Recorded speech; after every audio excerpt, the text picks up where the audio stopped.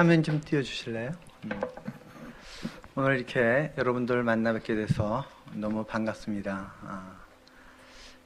저는 이렇게 교회를 순회하면서 설교를 많이 하는데 교회를 방문할 때마다 이렇게 설레임이 있습니다. 하나님이 역사하심에 대한. 자, 저만 설레이는지 모르겠는데 일단 여러분도 같이 설렐 걸 기대합니다. 같이 한번 읽어보겠습니까? 빵집을 시작.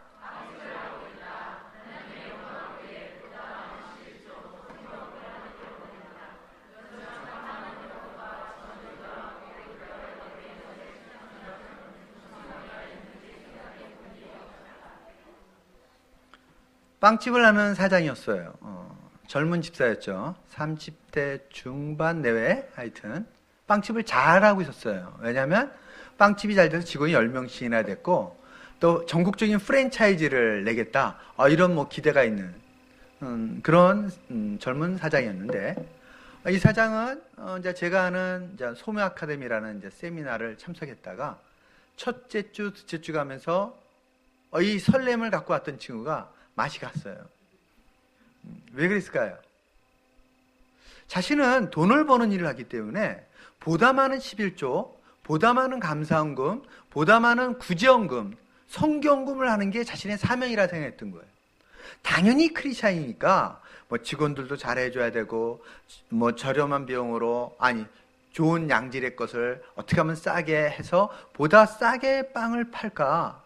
당연히 그러니까 빵집이 잘 되죠. 그런데 어떤 문제에 직면했냐면 자신이 빵 만드는 일로 하루에 10시간 이상을 투자하는데 이 빵을 만드는 것과 주님을 믿는 것과 관계가 무엇인가라는 질문에 직면한 겁니다. 근데 문제는 명확하게 자신이 답변이 안 되더라는 거예요. 그리고 직원들 10명이나 되는 직원들과의 관계, 물론 크리스찬 사장이니까 잘해주려고 그랬죠. 근데 비그리스도인도 그래요. 유교를 믿는 사람도 불교 신자도 그렇게 산다니까요. 그럼 뭐가 달라야 되냐? 이 질문을 던졌더니 난감해진 거예요. 뭐가 달라야 되나? 여러분 제 질문이 이해가 되십니까? 자, 또 다른 예를 한번 보겠습니다. 학원 강사 다 같이 시작.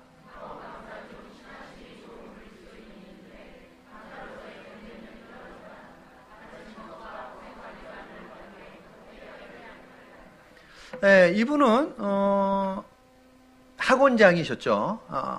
제가 크리스찬 CEO 세미나를 갔다가 이제 세미나 끝나고 식사를 하는데 이분이 저한테 상의할 게 있으니까 저 바싹 붙어서 저한테 이야기를 나눴는데 저는 그분의 얼굴을 보고는 장로님인 줄 알았어요.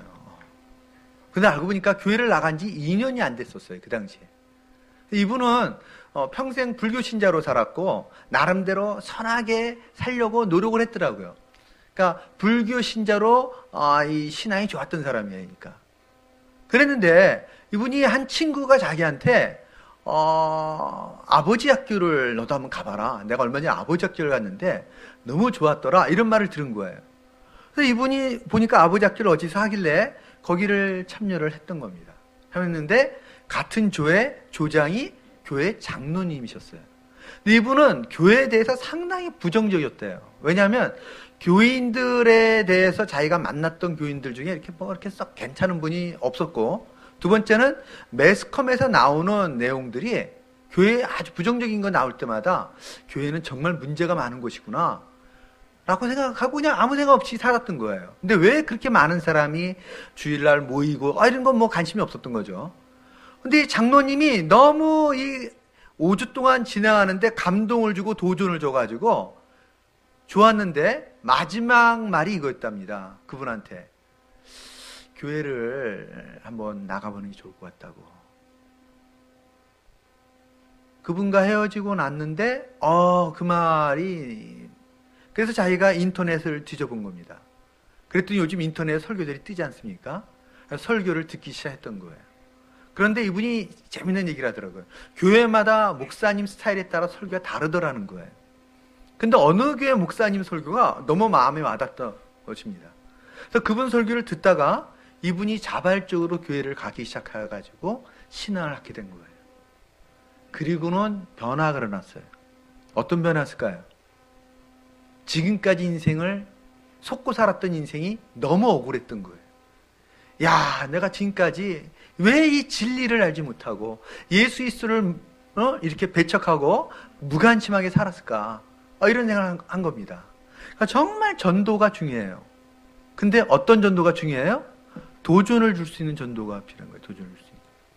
그래서 이분이 그 자기에게 감동을 주는 그 한 교회 목사님 교회를 다니면서 결단을 내린 겁니다. 어떤 결단이냐면 남은 인생은 나도 제대로 살아야 되겠다. 믿음으로. 그러면서 이분이 학원장이었으니까 이제부터는 강사를 뽑을 때 크리스찬만을 뽑아야 되겠구나. 이런 생각을 한 겁니다. 면접을 하는데 기준이 딱 한 가지예요. 크리스찬을 뽑아야 된다. 그래서 크리스찬을 뽑았어요. 근데 왜 뽑았냐면 그게 재밌더라고요. 그래서 제가 그분이 신앙이 좋다는 걸 어떻게 알았습니까? 그랬더니 이야기를 해봤는데 자기는 신앙이 좋다는 게 딱 한 가지예요. 뭘까요, 여러분? 이분이 생각할 때 신앙이 좋다는 거. 매주일 열심히 교회 나가고 교회 봉사 열심히 하고 이게 이분이 생각할 때 신앙생활이었던 거예요. 또 한 가지 그분을 한 강사를 뽑았는데 뽑은 이유가 이분은 새벽 기도에도 나간다니까. 새벽 기도에도 나가냐고. 야, 이분은 진짜다. 그래서 뽑은 겁니다. 문제가 생겼네요. 한 달, 두 달이 되지 않아 그분이 맡았던 반이 반토막이 나버린 거예요. 아이들이.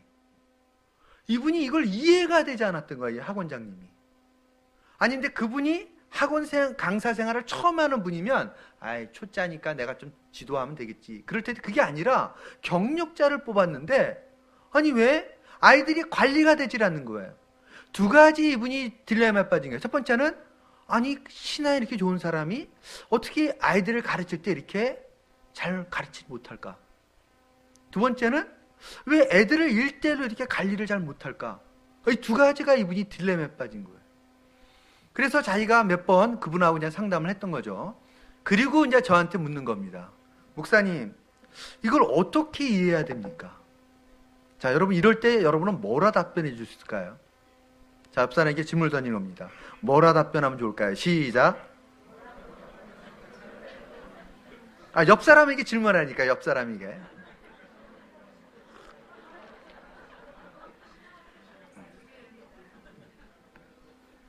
아니 신앙이 좋은 사람을 뽑았는데 그 선생을 뽑고 나서 그 반이 그냥 사라지게 생긴 거예요. 그냥.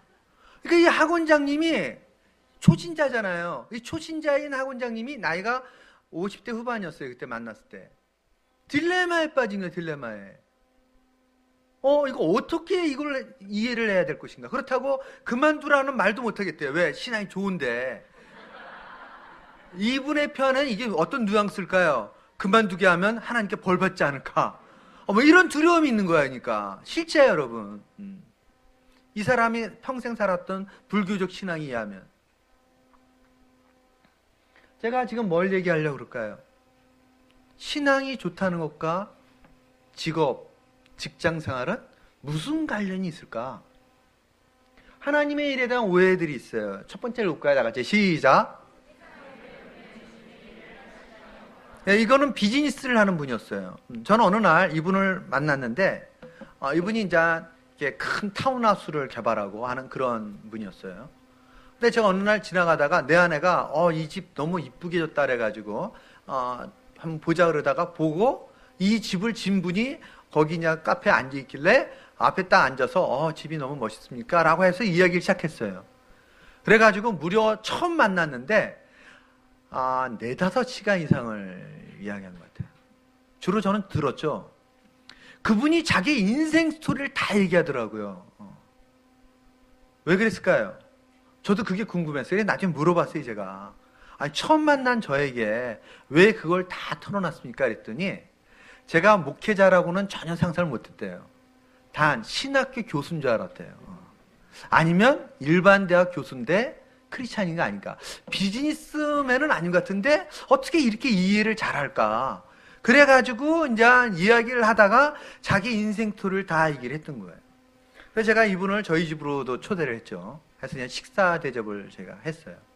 왜 제가 이분을 초대했냐면 그 얘기는 안 하는 게 좋겠어요. 그 얘기 했더니 제 아내가 너무 많은 걸 얘기하지 말래요. 그분이 들으면 난감해 할 수가 있으니까. 왜냐하면 그분에 대한 얘기가 별로 이렇게 좋은 이야기가 아니에요. 근데 그분이 이제 바뀌었죠. 그분이 이제 식사를 하면서 저한테 얘기를 하는 거예요. 많은 얘기 가운데. 목사님, 제가 요즘 세상 일 때문에 주님의 일할 시간이 없어요. 이러는 거예요.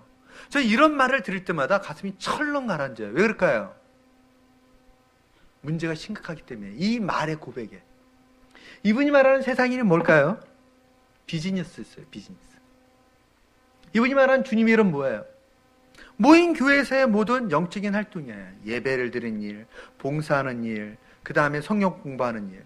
시간이 자꾸 주는 거야. 유축되는 거예요. 그러니까. 여기 비즈니스라거나 직장에 사는 사람들은 이게 너무 이해가 잘 되잖아요. 그죠? 근데 왜 문제가 될까요? 이 고백에. 왜? 세상 일에 주님의 일과는 무슨 관련이 있는가? 이게 정리가 되지 않는 거예요. 그래서 제가 이분에게 월요일의 그리스도인이라고 하는 이 책을 선물해 줬어요. 그리고 이분이 인생이 바뀌었어요. 그런 책입니다. 월요일의 그리스도인이란 책은 월요일에도 그리스도인으로 산다는 게 어떤 삶이냐 이거예요, 여러분. 월요일날 전업주부가 집에서 그리스도인을 산다는 게, 직업인은 일터에 나가서 그리스도인을 산다는 게 어떤 삶이냐라는 거예요. 두 번째도 읽어볼까요? 다 같이 시작. 이건 누구들의 고백일까요? 청년들의 고백이에요. 청년들. 저는 이런 고백을 읽을 때마다 난감해요. 정말 너무 마음이 아파요. 그리고 왜 그럴까요? 취업 준비와 신앙생활이 아무 관련이 없는 거예요. 여러분, 이건 신앙생활이 아니지 않습니까? 자, 봅시다. 그러면요, 구체적으로 일터와 신앙은 어떤 관계가 있을까? 저는 1988년도에 전화를 받게 됩니다. 그래서 제가 어떤 분을 만나게 되냐면 이랜드 그룹의 박성수, 그 당시 사장님이죠. 박성수 회장님을 만나게 돼요. 그리고 제가 사실은 그분의 집에서 6개월 동안 둘이서 출근을 같이 하고 퇴근은 따로 하는 생활을 하게 됩니다. 제가 그분이 하는 회사의 사목이 되게 되죠. 여러분, 사목이 무슨 뜻이죠? 군목은 뭐라 그래요? 군대의 목회자. 원목은 병원의 목회자를 원목이라 그래요. 그리고 교목은 학교의 목회자를 교목이라 그래요. 그러면 사목은 회사의 목회자를 사목이라 합니다. 제가 88년 이때로부터 2002년도까지 14년을 이랜드라는 곳에 아침 6시 반까지 출근했어요. 14년을 그렇게 생활했습니다. 자, 그러면서 문제가 생겼어요. 어떤 문제일까요? 제가 회사를 가기 때는 회사가 1년에 2배 이상 성장을 했습니다. 그럼 무슨 문제가 생기죠? 일이 엄청 많은 거예요. 1년에 몇백 명의 직원을 뽑았는데 신입사원이 들어오면 업무에 투입을 못해요. 이들이 자신의 업무를 제대로 할 때까지는 6개월, 1년, 보통 손익분기점을 넘을 정도의 역량을 발휘하려면 2년 이상을 기대해요. 그러니까 회사가 2배 이상 성장한다는 것은 기존 직원들이 업무에 완전히 그냥 기진하는 상태가 되는 거죠. 거의 야근을 매일 하는 겁니다. 야근을. 제가 그 회사를 왜 나가게 됐냐면 직원들의 제자훈련을 위해서 나가게 되었어요. 제자훈련. 날마다 출근하는 목적이 딱 한 가지예요. 직원들을 만나서 제자훈련하는 겁니다. 저는 목적이 딱 그거였어요. 근데 문제가 생겼어요. 뭘까요? 직원들을 만날 시간이 없는 거예요. 제가 직원들 쫓아다녀도 만날 시간이 없는 거예요, 그냥. 그래서 내가 만나면, 목사님, 제가 지금 그럴 때마다 제가 마음이 그냥 가라앉는 거예요. 근데 그나마 보장되는 시간이 언제일까요? 점심시간. 그러니까 저는 점심시간은 사역하는 시간이야. 밥 먹는 시간이 아니라. 그래서 점심시간마다 월요일은 이랜드, 화요일은 브랜따너, 수요일은 언더우드, 목요일은 헌트, 금요일은 푸마, 매일 브랜드, 그것도 리더들만 만나는 거예요, 이렇게. 그리고는 직원들 만나는 게 보통 어려운 게 아니에요. 그러면서 어떤 상황에 직면했을까요? 영업하는 시간이 하루에 10시간 이상을 영업을 하는데 이 영업하는 것과 신앙생활은 무슨 관련이 있을까? 이것에 직면할 수밖에 없었던 겁니다. 디자이너가 하루에 크리스찬 디자이너가 10시간 이상을 디자인을 해요. 크리스찬 디자이너가. 제가 이 질문을 직면한 거예요. 크리스찬 디자이너는 믿지 않는 디자이너가 뭐가 달라야 될까? 디자인을 하는데 이건 여러분에게 무슨 의미예요? 월요일 날 내가 있는 그곳에서 믿음이 있는 사람이란 믿지 않는 사람과 무엇이 달라야 되는가 하는 질문이었어요. 다시 한번 읽어볼까요? 자기 육체를 시작.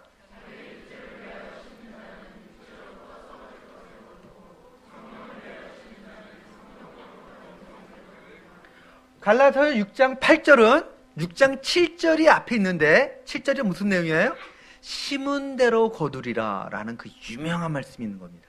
심은 대로 거두리라. 우리 인생은 심은 대로 거둡니다. 그래서 과거의 삶에 심은 거가 지금의 여러분의 모습이고 오늘 심어가는 게 미래의 나의 삶이 되어가는 거예요. 그죠?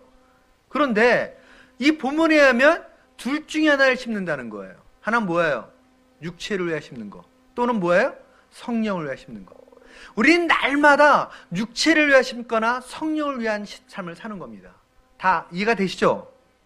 다 이해가 되십니까? 자, 이 다음 질문을 던져볼게요. 제가 회사에서, 지금도 회사를 나갑니다, 저는. 직장인처럼. 저는 지금 6시 반에 집에서 나가요. 날마다. 아니, 그전에도 나가죠. 예전에는 6시 반까지 갔는데 요즘은 그렇게 못하고 출발을 6시 반에 하는데 6시 반에 나가서 직원들을 만나요, 지금도. 여러 직장인들이 직장을 나가서. 그런데 회사에 나가서 크리스찬들에게 제가 이런 질문을 던진다니까요. 모였을 때. 주로 점심 때 모여요, 그러니까. 업무 시간에는 신앙활동을 안 해요, 저는 원칙이. 왜냐하면 이것은 믿지 않는 사람과 갈등 구조를 만들기 때문에 그래요. 그래서 점심 때 이 크리스찬들을 만나는데 제가 이런 질문을 던지죠. 지난 한 주 동안 여러분의 일터에서 성령을 위해 산 삶을 한번 이야기해 보실래요? 자, 김 과장 어떤가? 그럼 어떤 반응을 보일까요? 네, 저는 지난 한 주 동안 이렇게 말을 안 해요. 처음 질문할 때. 네? 일터에서 성령을 위한 삶이요? 그게 뭐죠? 박이사가 얘기해볼까? 어느 날 정말 한 박이사한테 얘기했더니 야야야 김대리 네가 얘기해봐. 너 취향이 좋잖아. 이러더라고요. 제가 여러분에게도 한 분 한 분씩 그 질문을 하고 싶어요.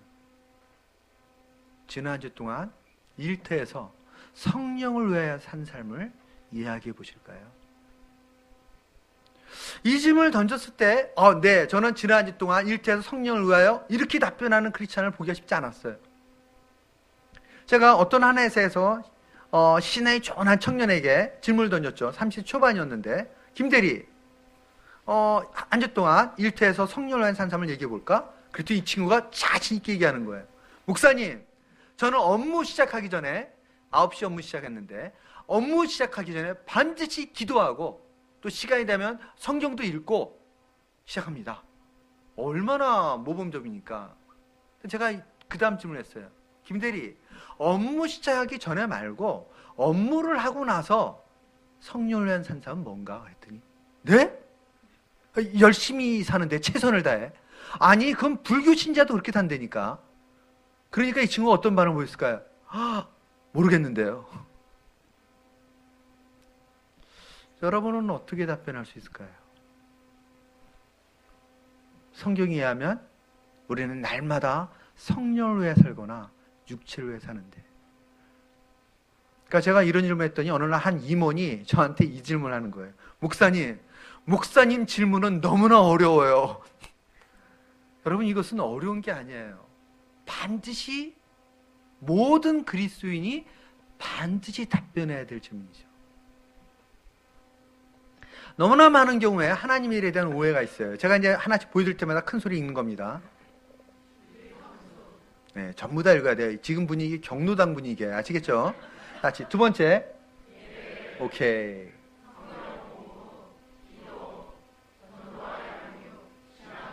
이게 하나님의 일입니까? 자신이 없어 이제부터 갑자기. 그죠? 뭔가 다시 한번 이게 하나님의 일 맞아요? 하나님의 일이어야만 해요.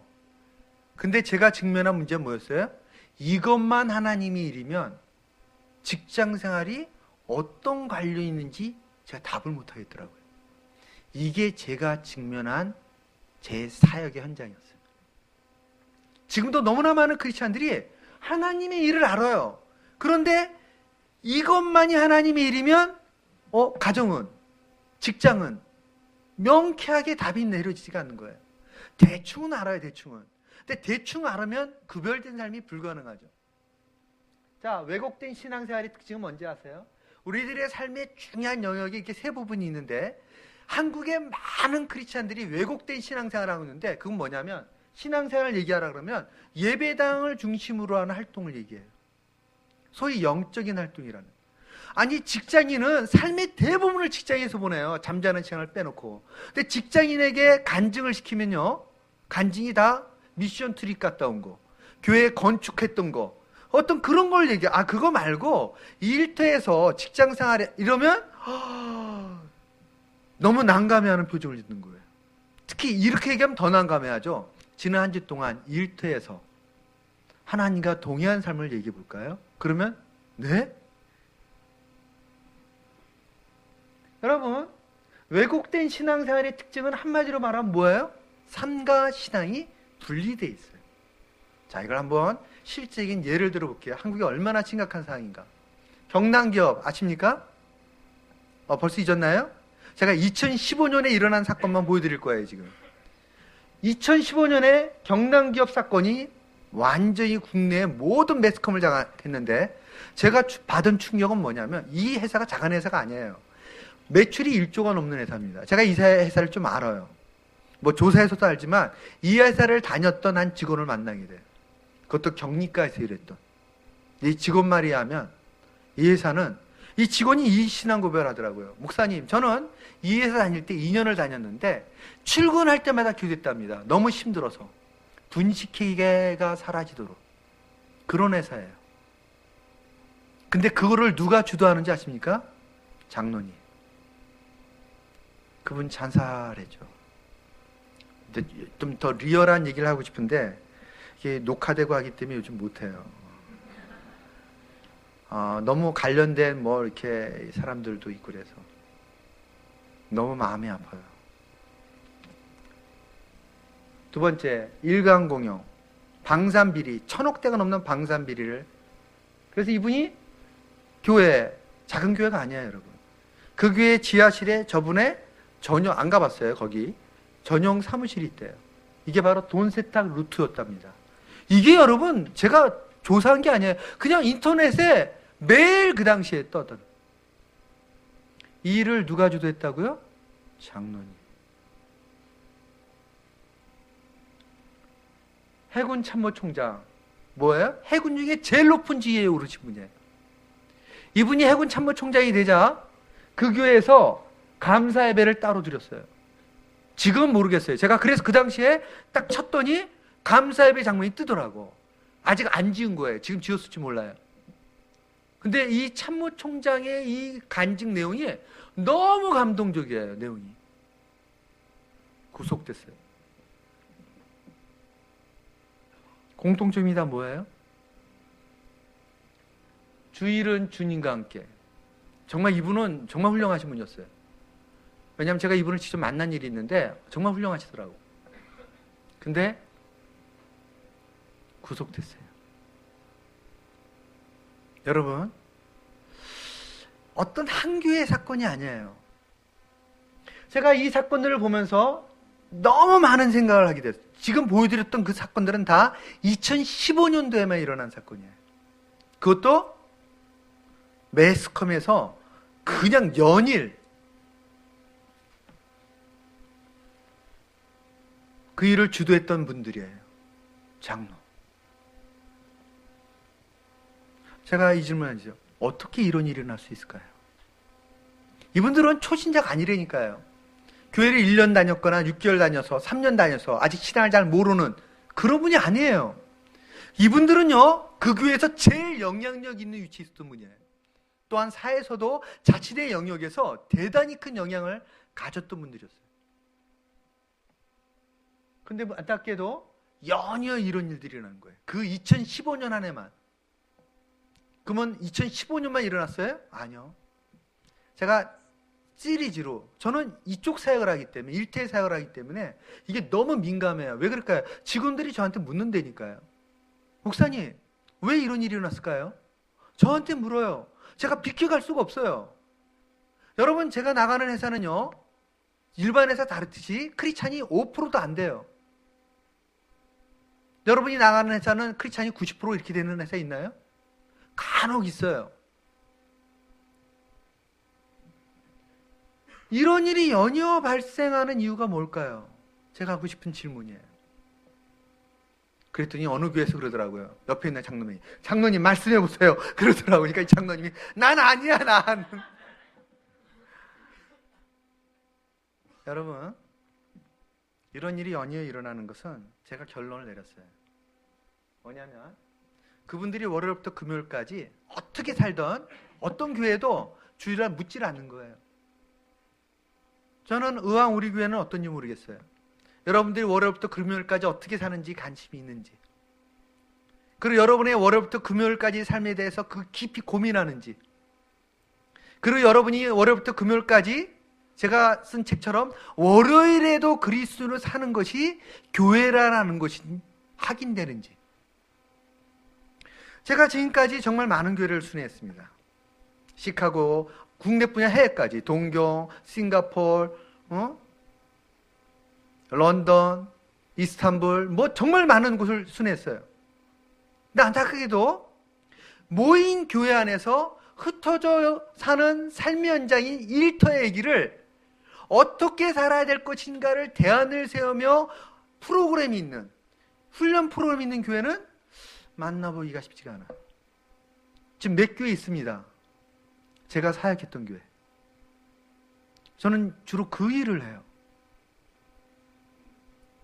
여러분, 왜 이런 일이 일어나냐면 월요일부터 금요일까지 조직적으로 불의를 저질러도 주일날 장로로 활동하는 게 부담이 없어요. 왜? 아무도 묻지도 따지지도 않아요.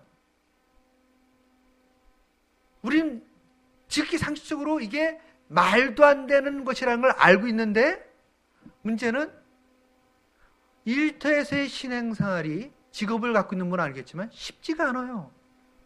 저는 30년째 이 일을 하고 있습니다. 만 30년째. 그것도 한 기업이 아니라 정말 다양한 기업. 호텔, 백화점, 아울렛, 옷 만드는 회사, 학원, 로봇 만드는 회사, IT 만드는 회사, 지금도 전혀 다른 회사. 정말 다양한, 저처럼 직장을 다양한 업종, 다양한 아이템으로 사역을 하냐고 매일 출근했던 사람은 저는 없다고 봐요. 저는 날마다 정말 다양한 회사를 가서 또 저처럼 이렇게 많은 크리스찬 CEO들을 만나는 목회자가 있을까? 저는 없다고 생각해요. 전 지금도 크리스찬 CEO들 여러 모임의 지도 목사로 있어요. 제가 끊임없이 확인하는 거는 안타깝게도 너무나 많은 일터 현장에 그리스도인이 삶과 직업, 직업과 신앙, 삶과 신앙이 분리되어 있어요. 자, 이 얘기를 조금 더 깊이 한번 볼까요? 자, 그러면 이 일에 대한 대안이 뭘까요? 교회에 대한은 한마디 이거예요, 여러분. 일터에서 제자로 사는 거죠. 여러분, 그리스도의 제자란, 제자훈련이란 뭡니까? 내가 있는 그곳에서 주님을 주님으로 인정하는 삶, 이게 제자예요, 제자. 이게 그리스도의 제자예요. 그러면 제자훈련이란 뭐냐? 그가 일터에서도 주님을 주님으로 인정하는 삶을 사는 게 제자훈련이에요. 저는 사랑의 교회에서 90년, 91년, 92년 초까지 대학부를 지도했던 교육자였어요. 저는 이랜드에 제가 스카웃이 됐는데 이유가 딱 한 가지였어요. 제자훈련에 주변에 사역자가 얼마나 많습니까? 근데 왜 제가 이랜드에는 지금은 이제 아니에요. 작년 12월로 이랜드가 사목들이 다 철수했는데 그때 인원이 65명인가 있었을 거예요. 제가 이랜드 1호 사목입니다. 이랜드의 사목 시스템을 정착시키고 훈련시키고 14년 동안 했던 사역이 저였어요. 저는 제가 책임이 있다고 느껴요. 왜냐하면 저도 그때는 일터 속에서 사역을 제대로 깊이 있게 이해를 못했던 것 같아요. 너무나 많은 사람들이 일터에서의 신앙생활을 말할 때 딜레마가 빠지는 게 왜 그러냐? 일터에서 십자가를 져야 되는데 크게 어려운 거예요, 여러분. 십자가를 진다는 건 뭐죠? 죽어야 되는데 이건 쉽지가 않은 일이에요. 저는 일터에서 죽지 아니한데도 그가 멋진 신앙생활, 이건 불가능한 얘기예요. 그러면 쉽지 아니한 이것에 대해서 교회가 대안을 세워줘야 된다고 그러는 거죠. 자, 그러면 성경은 어떻게 말하는지 볼까요? 성경은 삶의 모든 영역에서 주님의 나라가 임하는 삶이 신앙생활이래요. 보죠, 다 같이. 그러므로 다 같이 읽겠습니다. 시작.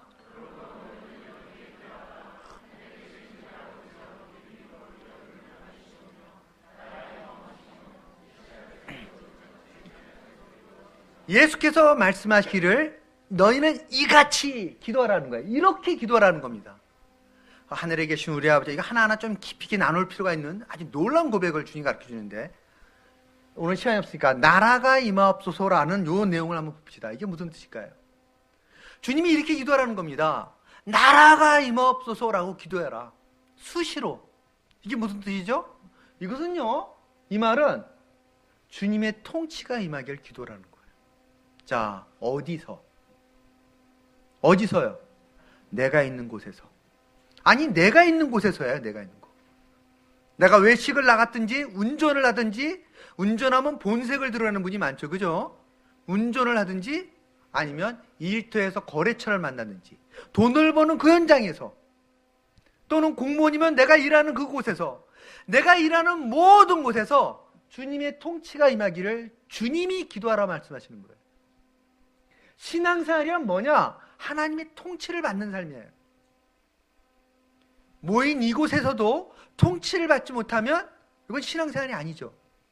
신앙생활은 내가 있는 그곳에서 하나님의 통치를 받으며 그리스도의 제자로 살며 하나님의 백성으로 있는 거예요. 그래서 신앙생활을 한마디로 말하면, 자, 박스 하나 읽어보겠습니다. 신앙생활을 하면 다 같이. 신앙생활은, 지금 경로당 분위기야, 여러분. 한 분도 빠지지 말고 다 같이 한번. 신앙생활은, 아멘. 지금처럼요. 다시 한번. 신앙생활은, 의왕 우리 교회 모든 성도가 날마다 이것을 경험해야 돼요. 다시 한번. 신앙생활은, 오늘 지난 이후에 제가 했던 설교를 다 잊어버려 좋은데 이 신앙 고백을 잊지 마셔야 돼요. 왜 그런가 볼까요? 한번 말씀을 다시 한번, 아까 읽었던 부분인데 2절만 먼저 그냥 보겠습니다. 시간이 없으니까. 다 같이 무릇 시작.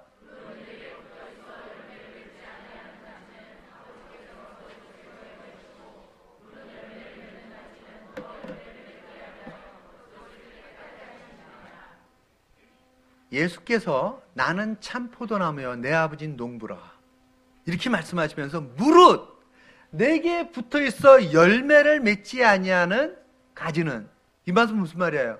반드시 열매를 맺어야 된다는 거예요. 왜냐하면 열매를 맺지 않는 것은 가짜라는 거예요. 그래서 제거해버리겠대요. 그건 가짜인 거예요. 그러니까 붙어있는 척하는 거죠.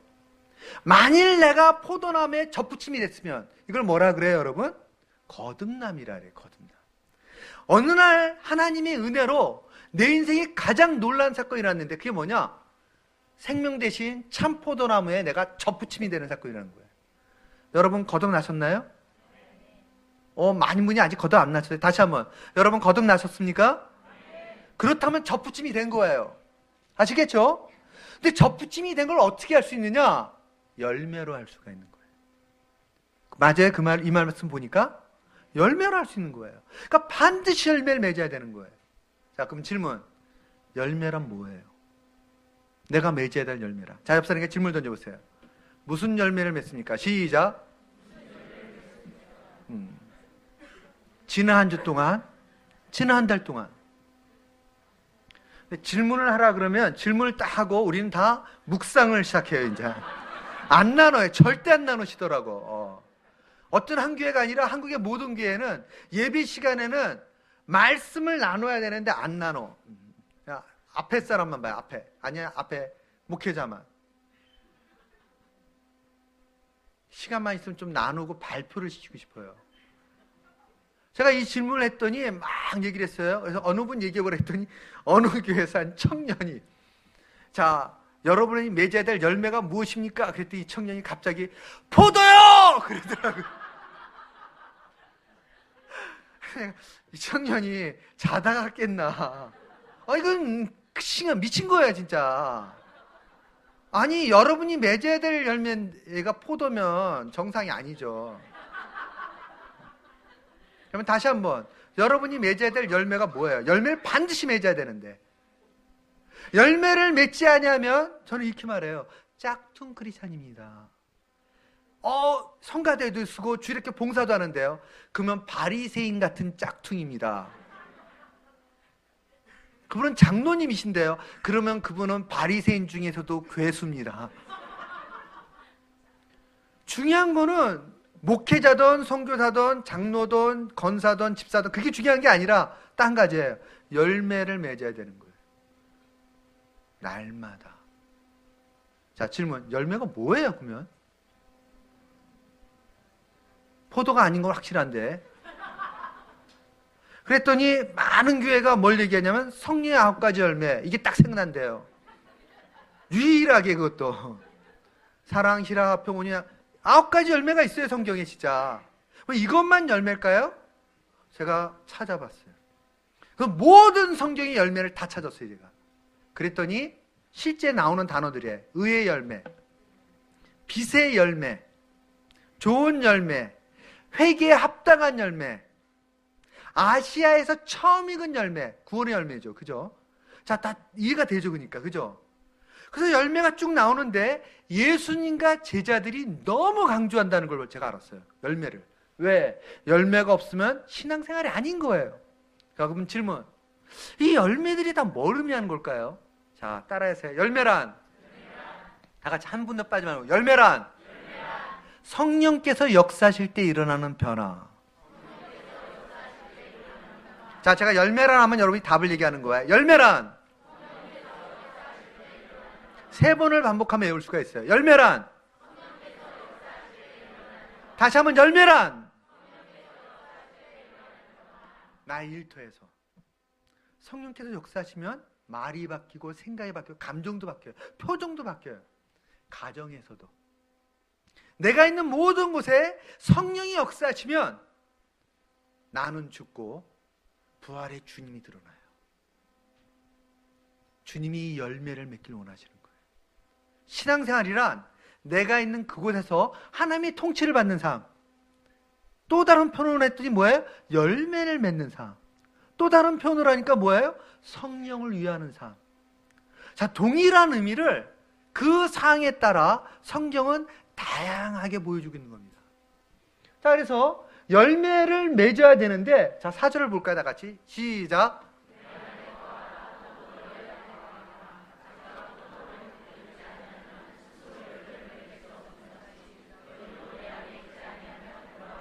제가 이 본문을 묵상하면서 너무 놀란 게 이거였어요. 스스로 열매를 맺을 수 없음같이. 이 말을 갖고 제가 결론을 내렸어요. 신앙은 인내와 극기가 아니다. 그건 불교에도 있어요. 제가 인도를 많이 갔는데 인도 사람들 이거 너무 잘해요. 열정도 아니에요. 그럼 신앙생활은 뭐냐? 죽기에 붙어있는 삶이에요.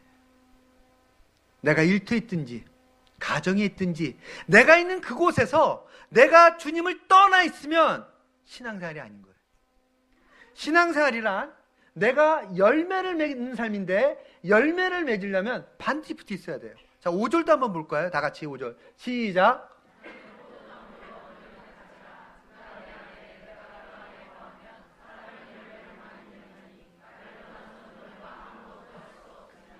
너무 중요한 내용이 하나 나오죠. 나를 떠나서는. 예수를 떠난 그 순간 열매가 없는 거예요. 그 말은 무슨 말일까요? 주님을 떠난 그 순간 그는 신앙생활을 안 하는 겁니다. 신앙생활은 24시간 주님 안에 붙어있는 삶이에요. 근데 문제는 그렇게 기도하는 크리스찬이 극히 적다는 거예요. 우린 그런 기도조차를 안 해요. 그래서 우리에게 제가 너무나 많은 크리스찬들에게 물어본다니까요. 한 주 동안 신앙생활 얘기해 보라고. 그러면 전부 다 뭘 얘기하는지 아세요, 여러분? 아침 경건의 시간 한 사람은 그거.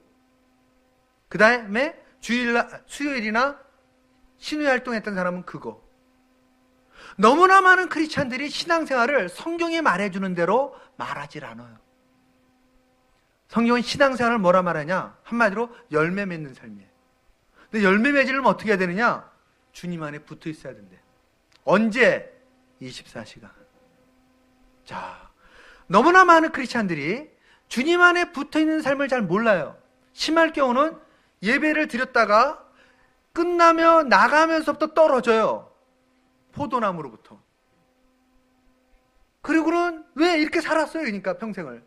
그럼 월요일부터 금요일까지 일터에서도 떨어져서 이 가지인 내가 날아다녀. 너무 바빠가지고. 그런데 그 다음 주일에 보면 기적이 일어나요. 붙어요. 예배 드릴 때. 그러니까 여기 있는 분들 다 붙었을 거예요, 지금. 심각한 건 뭐냐면 나가면서부터 또 떨어지는 거예요, 그냥. 아, 진짜예요, 여러분. 제가 일터에서 이걸 너무 많이 하긴 해요. 너무 많이. 일터에 가면 붙어있는 크리스찬보다 떨어져 있는 크리스찬이 더 많기 때문에 본인도 알고 저도 알고 주님도 아세요. 다 안 되니까. 떨어져 사는 거예요, 그냥. 왜? 나도 이렇게 살았고 너도 그렇고 다 이렇게 살고 있다고 생각하니까. 근데 결론을 내릴게요. 짝퉁 크리스찬이에요. 자, 질문. 이렇게 지금까지 10년, 20년 살아왔고 이렇게 내가 집사, 장로, 권사로 있으면 문제가 뭘까요? 문제가 심각한데. 질문, 문제가 뭘까요? 옆 사람에게 질문하지 마세요. 서로 민망하니까. 자, 문제가 뭘까요? 열매가 없어요. 이렇게 살면요, 열매가 없어요. 여러분이 주일날 열심히 예배를 드리고 봉사활동해도 월요일부터 토요일까지 떨어져 살면 열매가 없어요. 그리스도인은 됐어요. 근데 열매가 없어요. 이것은 신앙생활이 아닙니다. 신앙생활은 신앙생활 연수만큼 열매를 풍성히 맺는 삶입니다. 그래서 저는 이렇게 얘기해요. 비포와 애프터가 있는 게 신앙생활입니다. 누군가 저한테 말하기를 목사님은 10년 전이나 지금이나 어떻게 사는 게 똑같으시네요. 이건 저를 향한 저주의 말이에요. 저주의. 저 안 똑같아요. 안 똑같아요. 제 아내가 증명해줘요. 저는 이게 너무 행복해요. 지난주에 저는 주로 사업하는 사람들만 만나니까 막 만나서 하는데 제 아내가 그분한테, 그 여사장한테 그 얘기를 하는 거예요. 옆에 우리 목사님 너무 놀랍게 변화되고 있어요. 그래서 두 가지 의문이 들어요. 하나는, 그럼 옛날에 내가 어떻길래? 두 번째는 뭐냐면 감사해요. 신앙은 이 땅을 떠날 때까지 열매, 변화, 간증할 수 있는 삶이에요. 만약 여러분이 2018년이 됐는데 2017년에 비해서 아무런 열매, 아무런 변화, 아무런 간증이 없다. 죄송하지만 짝퉁 크리스찬이에요. 그것은 성경이 말해주고 있는 신앙생활이 아닙니다. 속지 마셔야 돼요. 특히 직업인들, 일터에서 열매가 없다. 열매가 어떻게 나타날까요? 성령이 역사하실 때 변화로 나타나요. 전 이 질문 너무 많이 들어요. 어느 교회 갔더니 작은 교회였는데 한 장로님이, 백발이 성당 장로님이 왜 그렇게 화가 났는지 갑자기 손을 들더니 목사님 열매가 어떻게 나타납니까? 그러더라고요, 나한테. 내가 이분이 이제 자기 삶이 너무 딜레마에 빠졌는지 제가 얼굴이 보니까 확이 나타나더라고요. 그래서 생각을 했어요. 열매는 성령이 역사하시는 변화로 나타납니다. 이거를 이해 못하면 그분은 신앙생활을 안 하고 있는 거예요. 아니면 주님과 무관한 겁니다. 열매를 맺는 삶이라고 구체로 성경이 어떻게 보여줄까요? 시간이 없어서 간단하게 정리하고 지나갈게요. 어떻게 보여주죠? 그 중에 하나가 세상의 소금이니. 지금 이 말씀은요, 소금이 되라가 아니에요, 시제가. You are the salt in the earth. 너가 이 땅에서 지금 소금이다라는 거예요, 여러분. 요 주제만 가지고 좀 깊이 있게 나눌 필요가 있어요. 왜냐면요, 제가 성도들에게 질문을 던진다니까요. 일터에서.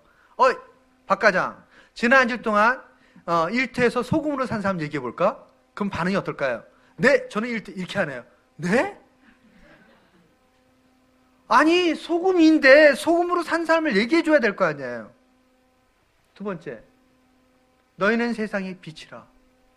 또 언제는 제가 이렇게 김대리, 지난 한 주 동안 일터에서 빛으로 산 사람 얘기해 볼까? 네? 여러분, 성경은 삶을 얘기해 주고 있지 지식을 논하는 게 아니에요. 지금요, 신앙생활은 인식의 전환이 아니라니까요. 총체적 변화지. 변화예요, 변화. 세상의 소금과 빛의 삶을 얘기하고 있는 거죠. 근데 그 삶을 질문하면 너무 난감해요. 날마다 내가 경험해야 될 삶인데. 자, 한번 읽어볼까요? 이는 우리 복음이. 시작.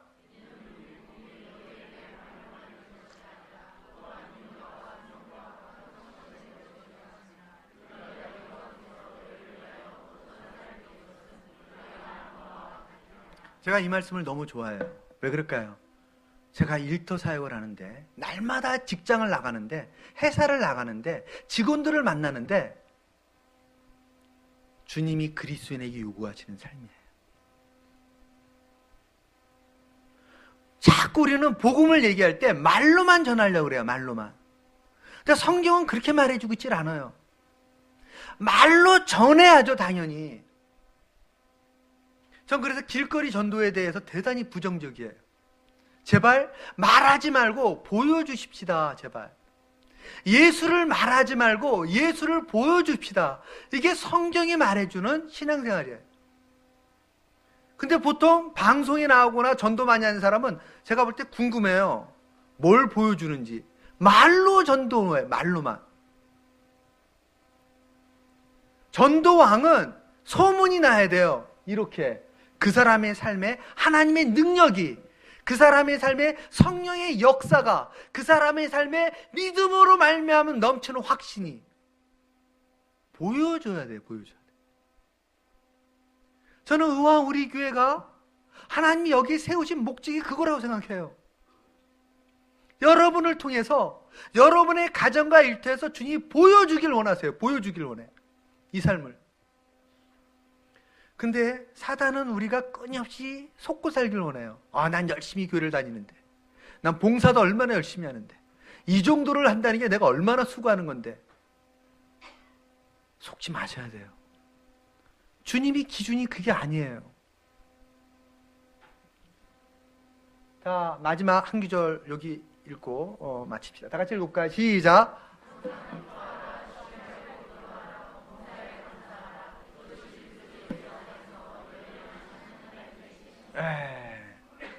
세 가지를 얘기하고 있죠. 첫 번째 어떤 명령 하셨어요? 시작. 다시 한번 첫 번째 명령. 두 번째. 다시 한번 두 번째. 세 번째. 세 번째. 이게 선택사항이에요? 필수예요? 이건 삶이에요, 삶. 자, 그러면 한번 하나씩 요것만 가지고 제가 설교를 많이 해요. 그래서 이 한 구절만 가지고. 왜냐하면 이게 포도나무에 붙어있는 삶이에요, 여러분. 그건 이해가 좀 더 쉽죠? 이거는 포도나무에 붙어있을 때만 가능한 삶이에요. 항상 기뻐하라. 어떻게 가능해요, 이게? 불가능하지. 근데 이걸 명령하셨어요, 주님이. 그럼 가능하다는 거잖아요. 어떨 때? 붙어있을 때.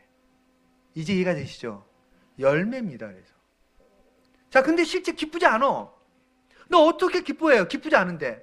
제가 일터에 가니까 하루도 짜증 안 나는 날이 없겠더구만, 진짜.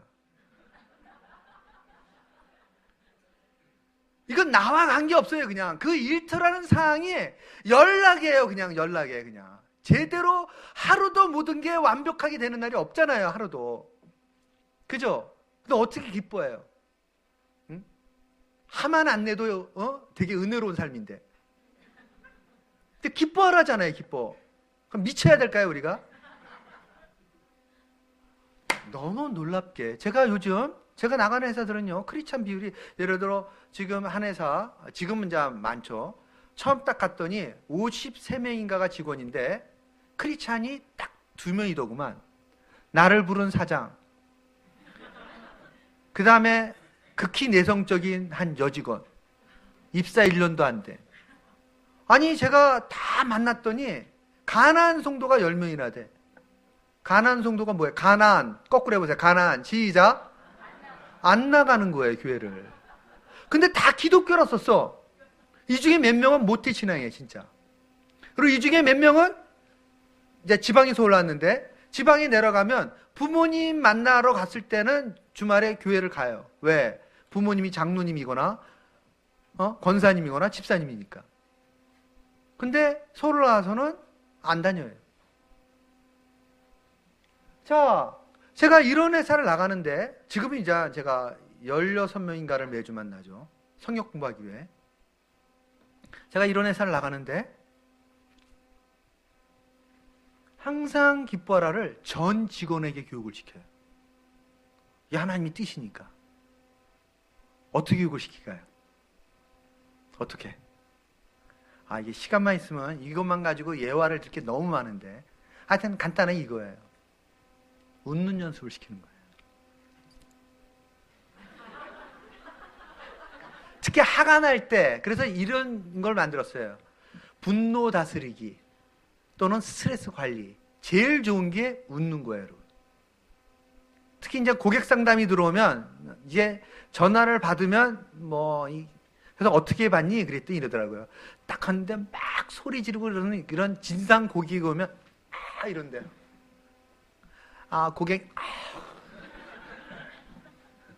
고객님, 그러다가 이제는 막 같이 목소리 높아지는 거예요, 그냥.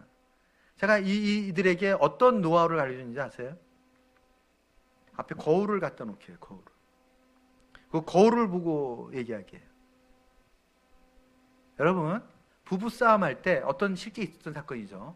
부부싸움을 하는데, 남자가 아내한테 막 소리를 지르니까 아내가 문을 자꾸 들어간 거예요. 문을 여니까 잠가서 안 열려. 그러니까 아무리 해도 안 열려. 그러니까 문을 두드리다가 나와가지고 막 소리를 지르는데 그 집에 사람을 다 담을 수 있는 대형 거울이 있었대요. 막 소리를 지르다 그 거울을 딱 봤는데 괴물이 하나 있더래, 괴물이. 놀랬대요, 그 사람이. 이 집에 괴물이 살고 있다는 거를. 그래서 제가 거울을 갖다 놓게 해요. 그러면 직원들이 실제 어떻게 하는지 아세요? 하나부터. 고객님, 그게 아니고요. 고객님, 그게 아니고요. 네. 갑자기 괴물이 나타나는 거예요, 거울 앞에 보니까. 그래서 손꼬리 여성들이 있더라고. 제가 그거 하지 말라 그랬어요. 그냥 항상 상시나라, 상시나. 어떻게 살고 있는지 봐야지, 네가. 항상 기뻐하려고 웃으면 실제 몸에 변화가 일어나요. 마음과 몸에 다. 시간이 없으니까 이 정도. 두 번째, 쉬지 말고 기도하라. 가능해요? 가능합니까? 가능하신 분. 나는 24시간 쉬지 말고 기도합니다. 그럼 뭘까요? 가능하지도 않는데 중요한 명령이, 이것은 따라하세요. 삶은 곧 예배라. 다시 한번, 삶은 곧 예배라. 그 말이야, 여러분. 나의 삶이 예배가 되길 원하는 거예요. 그럼 아까 주기도문 모든 게 다 일맥상통하죠, 이제. 포도나무에서 너희가 나를 떠나서는 아무것도 할 수 없느니라. 다 똑같은 말씀이에요, 지금요.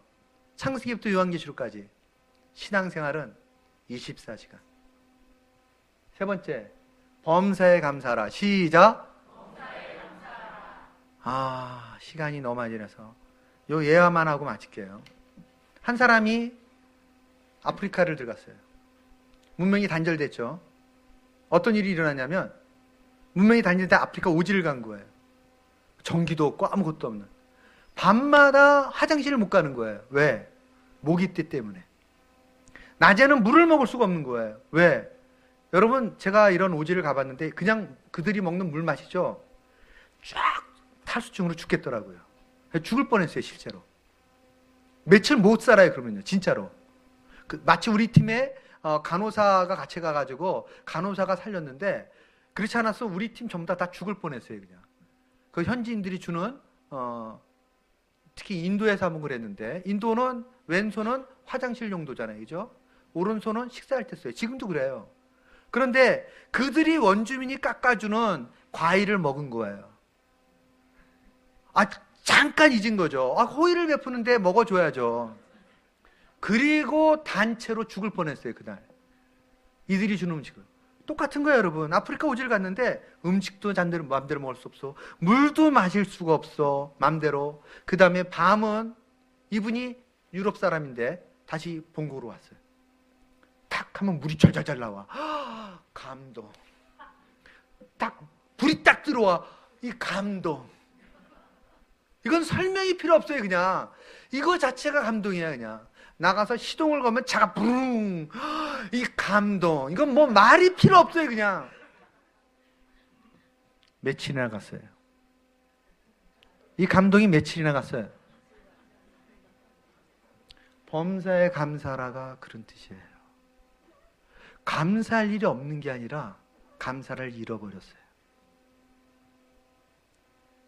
우리가 주님 앞에 서면 숨 쉬는 것 자체가 감사해요.